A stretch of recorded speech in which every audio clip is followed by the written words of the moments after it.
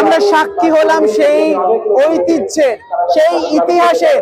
অর্থাৎ আমরা দেখলাম আজকে মুখ্যমন্ত্রী তিনি পদযাত্রা করলেন এবং সেই পদযাত্রা কিন্তু একেবারে আলিপুর থেকে সেই হাজরা মোড়, এবং সেই হাজরা মোড়ে কিন্তু সকলে তিরঙ্গা হাতে মানুষজন একেবারে দল নির্বিশেষে তারা কিন্তু পা মেলেন মুখ্যমন্ত্রীর সাথে। কি অভিজ্ঞতা, কি অনুভূতি? খুব ভালো লাগলো, খুব আনন্দ হলো।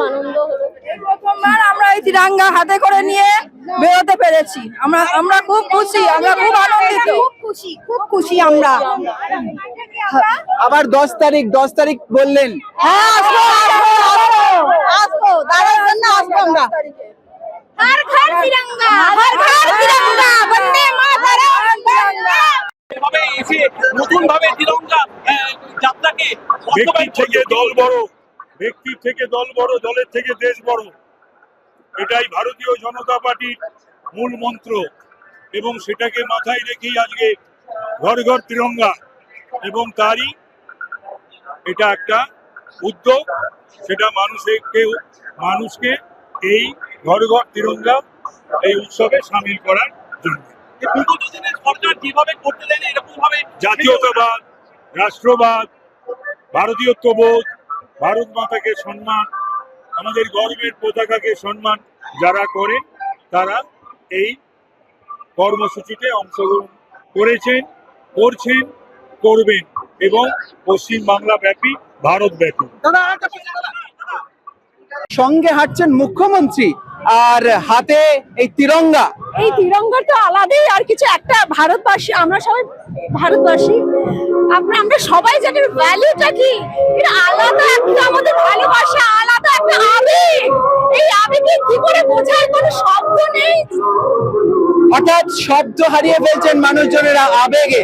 অর্থাৎ 80তম স্বাধীনতা দিবস পূর্তি, তার আগেই কিন্তু একেবারে দেখলাম যেই যাত্রা, অর্থাৎ আমরা দেখলাম সঙ্গে মুখ্যমন্ত্রী শ্রী শুভেন্দু অধিকারী হাঁটছেন, শয়ে শয়ে মানুষ হাঁটছেন। একেবারে আমরা দেখলাম আলিপুর থেকে শুরু করে তারা কিন্তু একদম হাজরা মোড় অব্দি সেই যাত্রা চললো, সঙ্গে হাতে তিরঙ্গা। আমি আরো মানুষজনের সাথে কথা বলে নেবো যারা এখানে গেছিলেন।